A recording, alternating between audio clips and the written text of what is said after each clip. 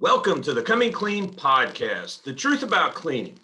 My name's Alan Randolph, and I'm the host on this journey, and this is episode 14. We're going to look at what's happening in cleaning 18 months into the pandemic. COVID-19 continues to reshape our world, especially in respect to cleaning, both in perception and in reality. Today, we're going to continue to examine the impact of the pandemic on cleaning. At the 8-month mark, my guest today has vast experience in the industry and is a multiple U.S. patent holder. He's the Vice President of National Sales at TEC Services. He was formerly the Director of Business Development for Diversey and a Program Manager for Janitorial Services for Walgreens throughout the entire U.S. and Puerto Rico. And before that, the Ideation Manager and Research and Development Manager at Johnson Diversey. Very vast experience. I'm super excited to have today Jay Hutchison. Thanks, Jay. Good morning. Thanks for having me. Thank you. No worries. We're excited to have a little conversation. So let's jump right in. Talking about 8 months into the pandemic, a lot of people have made some decisions, reacted. They've kind of baked in some thinking and some reactions at this point. I don't know if they're right or wrong, but they've definitely formed some opinions. We want to explore that a little bit today. So what trends have you seen in retail cleaning that are having the largest impact out there, both on your business and from the retailer side? Well, I think early on we saw a lot of folks reaching out to us in regards to trying to get what they felt was a deep cleaning of their location if for some reason they had an employee or a customer come back with a positive COVID case.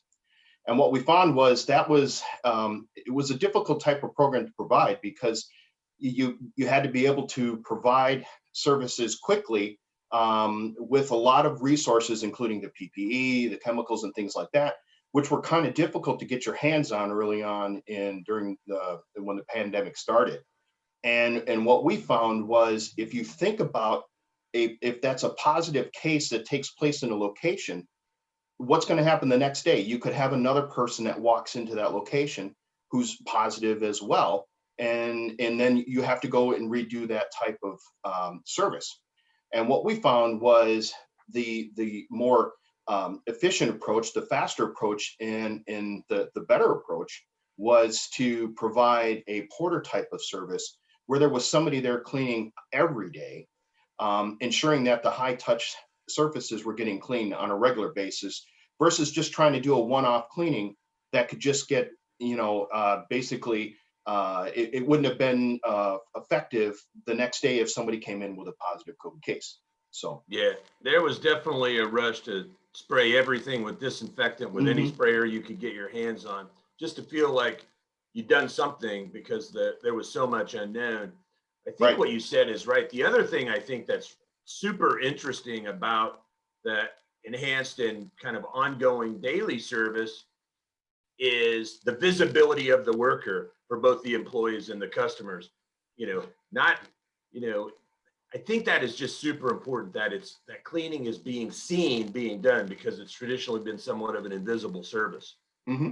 So do you think that this enhanced cleaning or portering that you're referring to, do you think that funding is going to sustain for that? Certainly it will in the short term as we continue to battle the virus, but do you see that continuing a year, 2 years, 3 years out?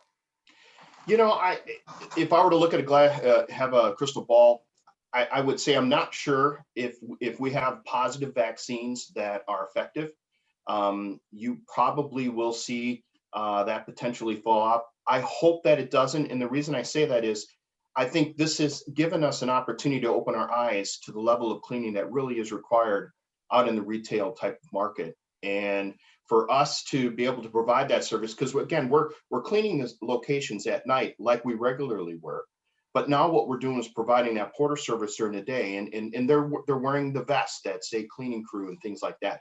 They're wiping down those high touch surfaces. And what happens is the employees see that. They know that the retailer is investing in their safety, but then the customers see it as well. And so the customers feel good that that's a location that I want to go back to on a regular basis because they're taking cleaning, they're taking my safety, and making sure that it's important. Do you see, I mean, ultimately funding always is part of the conversation. Hmm. Um, I've been in the cleaning industry a long time. And at one point in my career, I referred to the cleaning industry as the shiny floor industry because that was really the primary focus for people is we want shiny floors. And, Correct. and a huge portion of the budget went to shiny floors. Do you think there's going to be some shift slightly away from making sure we have shiny floors to enhance touch point cleaning as we look at budgets long term? Do you think that may have some impact?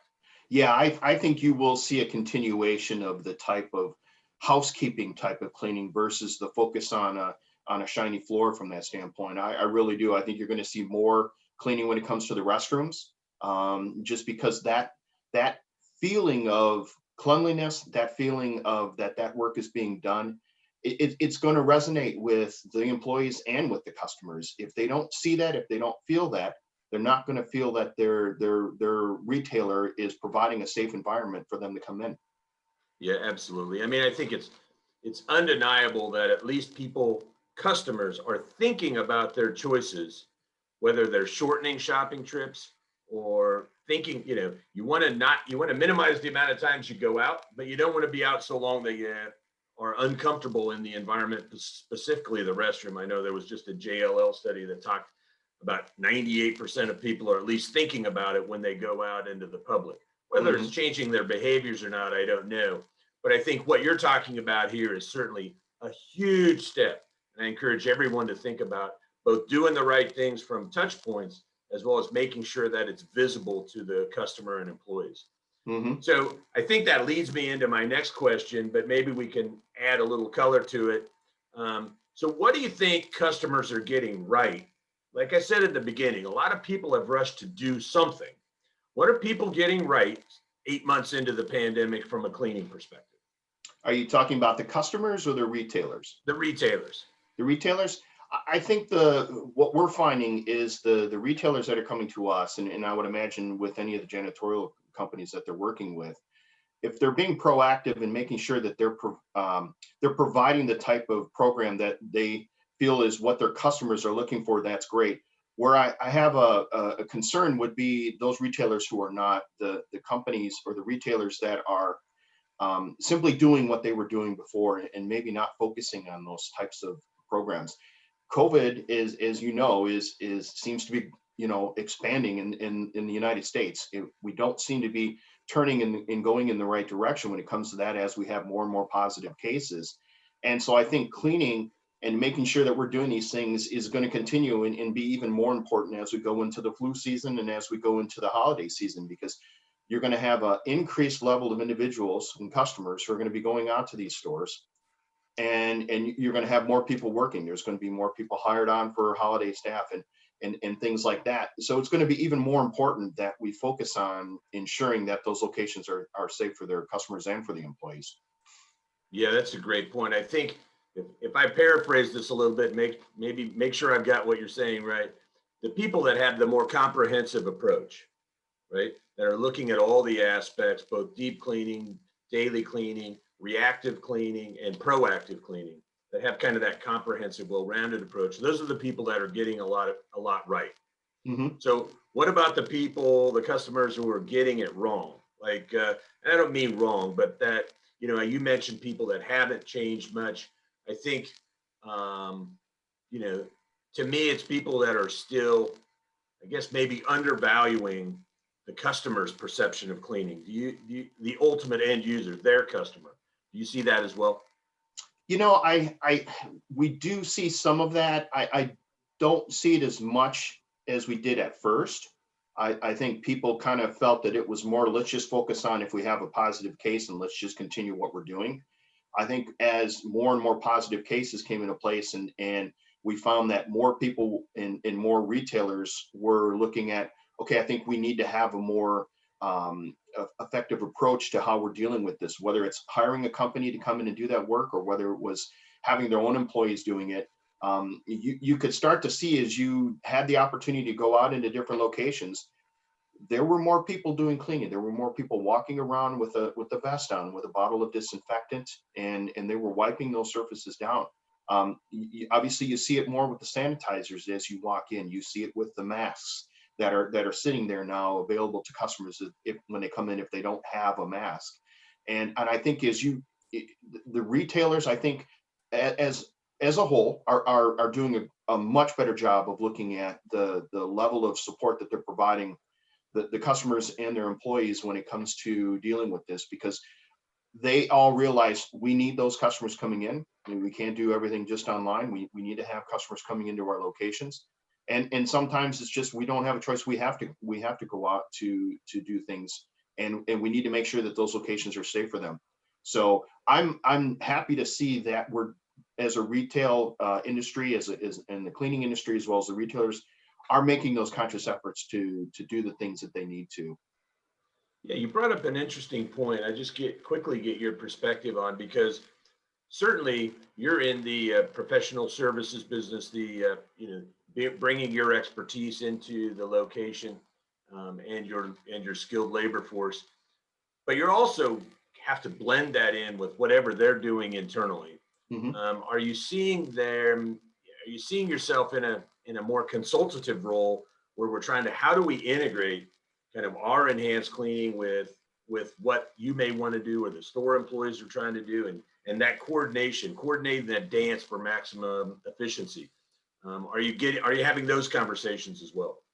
Yeah, we do find ourselves being a consultant, for lack of better terms. And they may have a hybrid type approach where they have a mix of janitorial companies that are supporting them, as well as having their own people, maybe depending on the time of day and things like that. So yeah, we definitely need to work with the retailers to understand what they're doing, and also trying to get the maximum benefit out of it. If they're cleaning a certain area, then we need to focus on a different area from that standpoint, so that we're covering as much of that retail space as possible, effectively and cost effectively as well.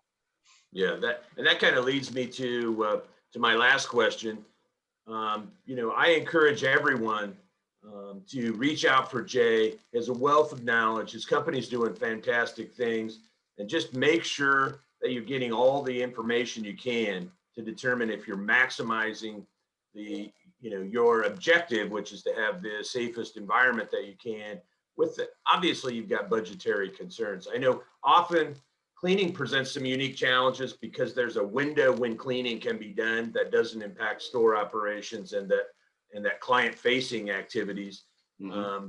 And we're adding some layers to that with the enhanced cleaning. So how can the audience get more information about what you're doing at TEC Services, and maybe get in contact with you, Jay, if they have some questions and would like to explore a deeper relationship with your company? Yeah, we're, like you said, we're happy to support any way we can. And if there's retailers or anybody out there who's interested in it, even if they just have questions, I don't have any problem just having a conversation with somebody to try to help them understand, whether it's the proper use of a disinfectant, or the right way to clean types of surfaces. We can help out from that standpoint, even if it doesn't open up an opportunity for us to be able to go in and clean. Our goal is just to be able to support the customer however we can. If you go to our website, we are TEC Services at TECservices.com.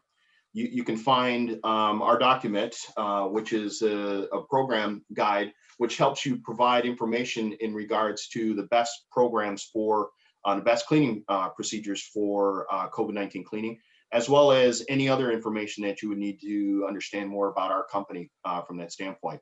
So again, it's We Are TEC Services. So it's WEARETEC Services.com. And Okay. You can download that guide there. Sounds great, Jay. Well, hey, I really appreciate you sharing a few minutes and your expertise with our audience today. You're doing fantastic work out there, my friend. Keep it up and stay safe to everybody and you and the company. I hope everybody in the audience reaches out, touches base with you to see if they can just get your benefit of your expertise. So once again, thank you, Jay. Yep. Thank you. Appreciate the opportunity to be a part of your program. All right. Have a great day. Everybody, Stay safe. We'll Thank be you. back next week. Bye now.